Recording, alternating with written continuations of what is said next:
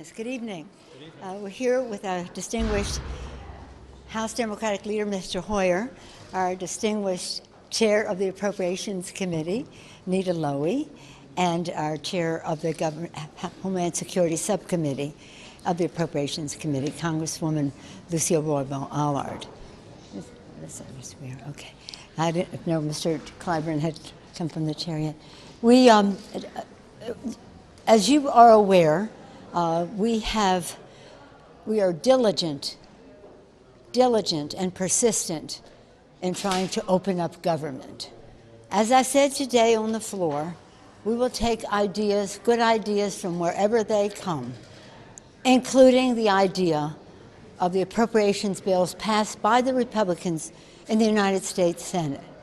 They passed 6 bills, 4 of them on the floor with over 90 votes, 2 of them in committee unanimously, and those 6 bills cover 8 agencies, departments of government that could be opened just by the stroke of the pen of the President of the United States. Separate from that, we are sending what the Senate also passed, which is a bill to extend, to have a continuing resolution until February 8th, taking their exact date from the Senate. That would cover Homeland Security and give us the weeks needed to negotiate an agreement to open up government in that department. Again, we've taken word for word, and I'm going to yield in a moment after Mr. Hoyer to our distinguished chair of the Appropriations Committee to demonstrate how purely Republican and senatorial these measures were. And so we've separated it out. There are 2 votes, one on the 8 departments of government that could be open now to meet the needs of the American people, to protect our borders and to protect our workers.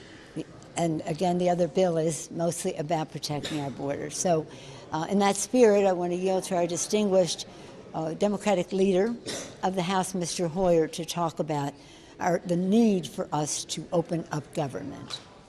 Thank you very much, and congratulations, Madam Speaker, on your re-election. We're here late tonight, later than you would usually expect the Congress to be here on opening day. People obviously have things to do. They have family in town. But we're here because we sense the urgency of opening up the people's government so that they can be served by the agencies of government on which they rely. And so that 800,000 people who have been put at risk, who are worrying about whether they're going to get a paycheck next week, we're going to be worried about whether they're going to be able to pay a mortgage, whether they're going to be able to pay their car payment or their child's school payment. That's why we're here, to open up government. And what have we done? As the Speaker just indicated, we have taken 6 bills that the Senate has passed almost unanimously, out of their committee. Republicans and Democrats joined together, so we have agreement on these 6 bills. Nobody's arguing about the 6 bills. They're not arguing at the White House. They're not arguing here. We have agreement. One would surely think that if we pass that, as I expect we're going to do, that the Senate would pass it, send to the President, he would sign it, because there's no disagreement. Now, there is a disagreement on the Homeland Security bill. So we have said, okay, we haven't reached agreement, but we're going to provide some more time so we can sit down as adults, hopefully, as rational, reasonable, common sense people, and come to an agreement on something that we all agree with. The objective of keeping Americans safe, keeping our country safe, and keeping our borders secure is not in debate. The only thing that's in debate are the means. We don't agree with the President's proposal. We don't think it's the proper or most effective, efficient means to keep our country safe. So we're saying, okay, we'll do what Senator McConnell did. We'll give us till February 8th, approximately 4 weeks, to come together and discuss this issue without shutting down government, without putting 800,000 people at risk, without inconveniencing and putting at risk millions and millions of Americans who rely on the operations of government. So we're hopefully going to pass that bill today as well. And I hope that Senator McConnell will put it on the floor. I hope the senators will vote for it and send it down to the president. Now, the president has asked us to come down to meet tomorrow at 10:30. And we will do that. And we'll have a discussion. At 11:30? Excuse me, 11:30. Well, he told me 11:30. Maybe the real meeting is at 10, but This is going to be the news, I'm sure.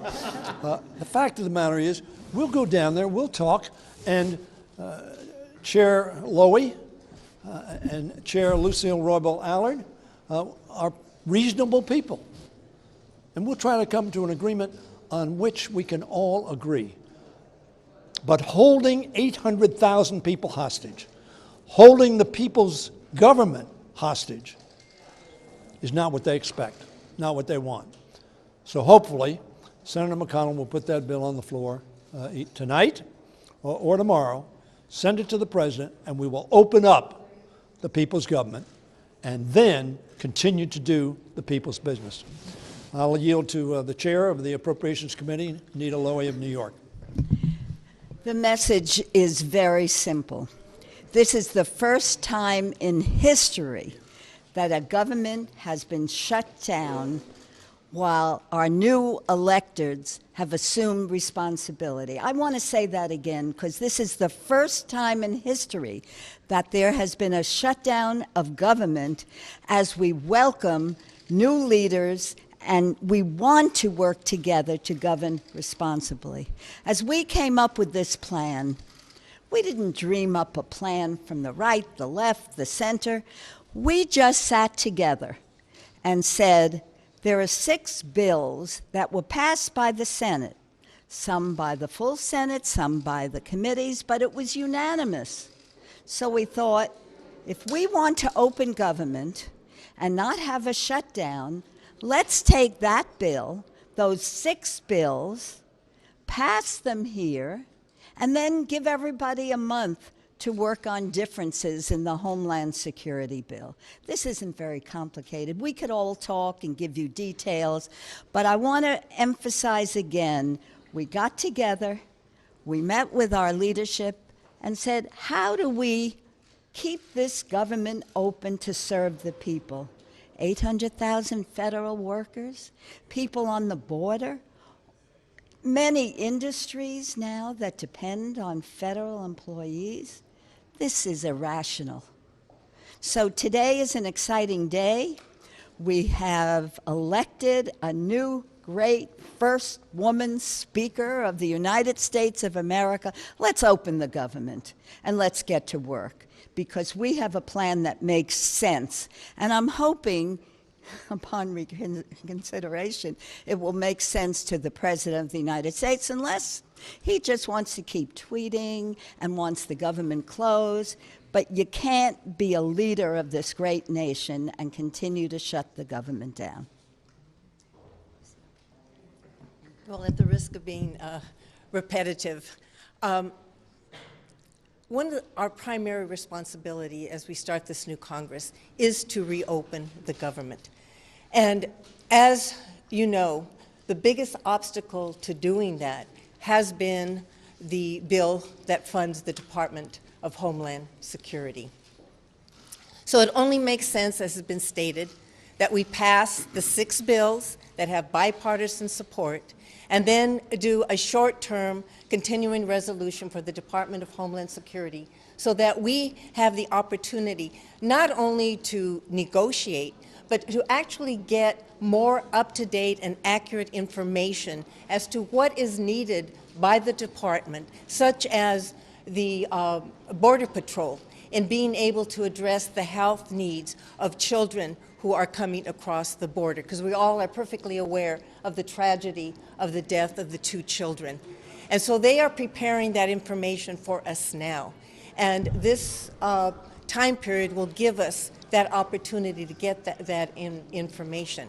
But I just want to make one other point, because sometimes the discussions seem to center between, well, the Democrats, they don't want a wall, and the president does, and why can't, they just put that aside, give them some money for the wall, and move forward?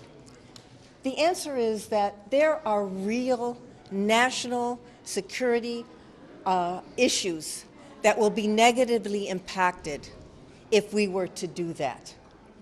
Even, let's just say, even if we wanted and agreed on a wall, we still could not set aside billions of dollars and still meet the national security needs that we have here in the homeland.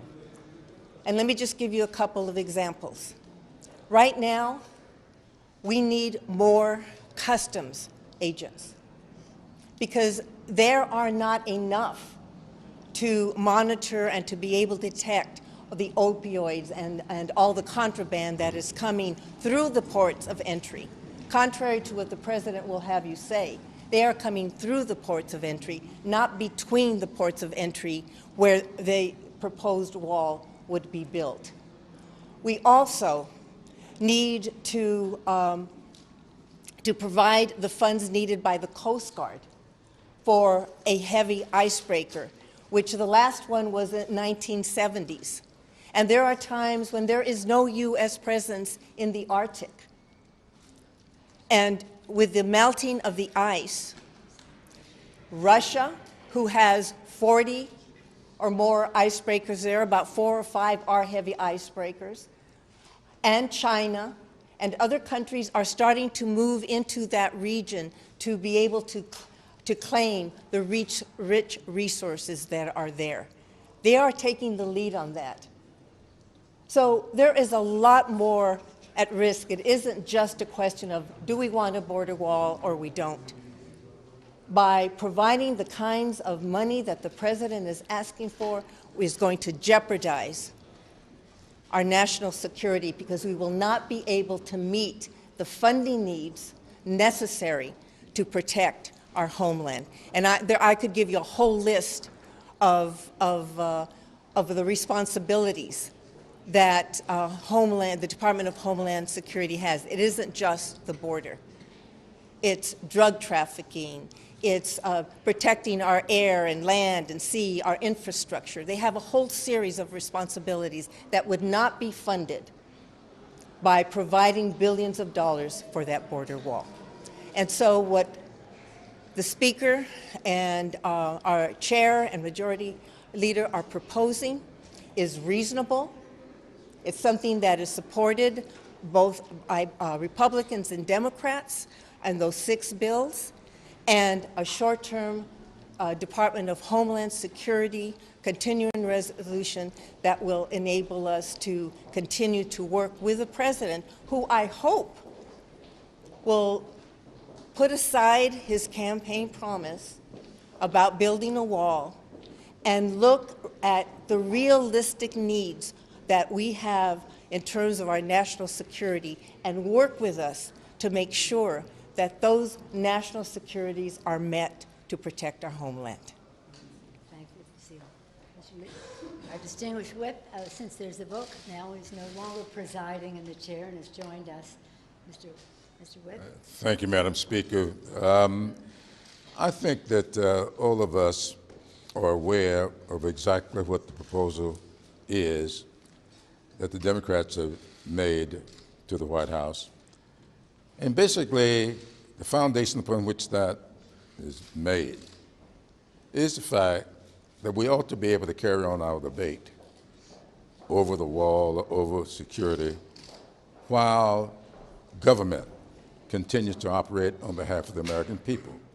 It's a simple proposition. The 6+1 that has been proposed does that, and it allows for us to have legitimate debate on how to go forward with border security and whether or not to build a wall.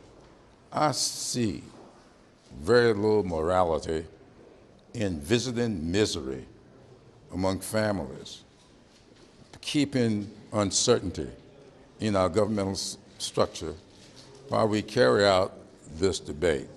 We can do both things and do it in a way that the American people, I think, will be pleased with us as their legislative representatives here in the Congress. So I would hope that after we pass this legislation that we're going to pass, that the Senate will act promptly and send it to the President, and hopefully we ought to do this within the next day or two so that the American people can begin to go on with their lives with some degree of certainty and stability. I appreciate that. I just want to add one thing. What we're asking the Republicans in the Senate to do is to take yes for an answer. We are sending them back exactly, word for word, what they have passed, whether it's to cover the 8 agencies of government, and exactly what they passed in a continuing resolution until February 8th. Why would they not do that?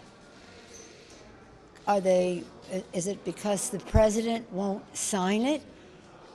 Did they not hear about the division, co-equal branch of government, and that the Congress sends the president legislation, and he can choose to sign or not? But to choose to keep government shut down by rejecting what the Republicans themselves have written, not us, that the Republicans themselves have written. So there's something very wrong with this picture. It can't possibly be that the president is saying, I will never sign what the Republicans in the Senate have written. There's something very negative about the role of government meeting the people's needs and doing so in a timely fashion, because when government is shut down, it's billions of dollars of cost to the economy, not just for public employees and meeting their needs. It's about the economy that is affected by it. Ask any cab driver, luncheonette, or whatever when they see their receipts turned down. So we're just saying to the Senate, we didn't alter any language. We just are sending you what you have passed. Take yes for an answer. Open up government. Give us a month for us to negotiate what this package could be to protect our borders, because border security is a priority that we all have. It's a responsibility that we have. We take an oath to protect and defend. So you can't say if you're not for the wall, you're not for border security. That is a very false statement. So we're just saying, let's make it easy for you. Do what you have already done. Open up government. Let's have an adult conversation about how we protect our borders. And let's listen to people who know what they're talking about, like Congresswoman, Madam Chair Lucille Roybal-Allard, about what the opportunity cost is of spending $1 billion on a wall. Madam Speaker, at some point, do you have to give the president what he wants, if only because there are hundreds of thousands of federal workers who can't afford to go without a paycheck The any longer? president cannot hold public employees hostage because he wants to have a wall that is not effective in terms of its purpose, not cost effective in terms of what the opportunity cost it is of federal dollars to spend. And the president has said Mexico's going to pay for this. Come on, let's anchor ourselves into reality. Mexico is not going to pay for this wall, so no. Speaker Pelosi, thank you. What about, Mitch McConnell said just this afternoon, he said, let's not get off on the wrong foot with House Democrats. He's essentially portraying these two bills tonight as messaging bills. Do you view that as him trying to set up the House as a foil? So he can say, wait a minute, they're just off on... You're going to have to ask him. Is there any situation in which you would accept even $1 of wall funding for this president in order to reopen the government? $1? $1. $1? Yeah, $1. How high would you be willing to go? Are you willing to go? No, you said $1. You said $1. how high are you willing to go? Well, that's not your question. You said $1. I'm My answering your follow-up question. question is, The the fact president wants is, to cut a a deal. wall is an immorality. It's not who we are as a nation. And this is not a wall between Mexico and the United States that the president is creating here. It's a wall between reality and his constituents, his supporters. He does not want them to know what he's doing to Medicare and Medicaid and Social Security in his budget proposal. He does not want them to know what he's doing to clean air and clean water and the rest in his Department of Interior and of EPA. He does not want them to know how he is hurting them, so he keeps the subject on the wall. He's a master of diversion. We're trying to open up government. We're giving him a mature path to do so, not in our language, but in the Senate language. I'm just going to take one more question. Last question in this body where leaders at both ends of Pennsylvania were willing to put country above party. Vice President Pence came up here just before Christmas and made a deal on the wall, offered a deal on the wall to Senator Schumer, in which he more than halved what the president was requiring, more than $7 billion. He had it down to $2.1 billion. You rejected it out of hand. No, I didn't reject it out of hand. He didn't make it to me, but before his wheels were even up off the Capitol, the White House was saying, we reject that. We're not going below $5 billion. So, I mean, if you want to tell that story, tell the whole story. The White House immediately said, now they're saying $5.6 billion. So they weren't even on the level with the vice president's offer that he made. And so if you want to, again, say something better, go to them and say, why don't you stick with what you offer? The president said on January 9th, 2017, in the White House, in public view, many of you were in that, many of you were, but your affiliates were in that room. And he said to the senators, this is what I want, bring it to me in bipartisan way and I'll sign it. He said that publicly, and then he walked away from it. He had a meeting with Chuck Schumer and me on the subject of the Dreamers. He said he would do this or that, and then he walked away from it. So understand this, you can't have an agreement that people are going to walk away from, and that is what they did time and time again. Over each other. You're not negotiating in any way. We're not doing a wall. Does anybody have any doubt about we're not doing a wall?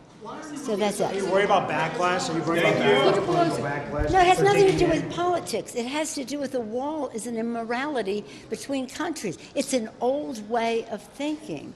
It isn't cost effective. And the fact is, as Congresswoman Lucille Robo-Allard said, there are things we could be doing at the ports of entry. First of all, if you want infrastructure, we need more infrastructure at the ports of entry. If you want to detect drugs, as we all do, then there is a technology that can scan these cars coming through. We're spending about $40 million. We should be spending about $300 million to do that, and that's by the Border Control people's own numbers. So there's so many things that we can be doing to maintain who we are as a country. You don't live on the border, maybe some of you do. It's a community with a border going through it. And if they're saying that these drugs and this or that are largely coming through the ports of entry, beef up the ports of entry to do that. But there's no reason. The wall, in my view, is an immorality. It is, again, a waste of money, an opportunity cost to protect the American people. But it is a diversionary tactic on the part of the president. And now he wants to use the shutdown of government as taking these public employees, and not only them, but the people who are served by them, hostage to his wall. Thank you all very much. Thank you.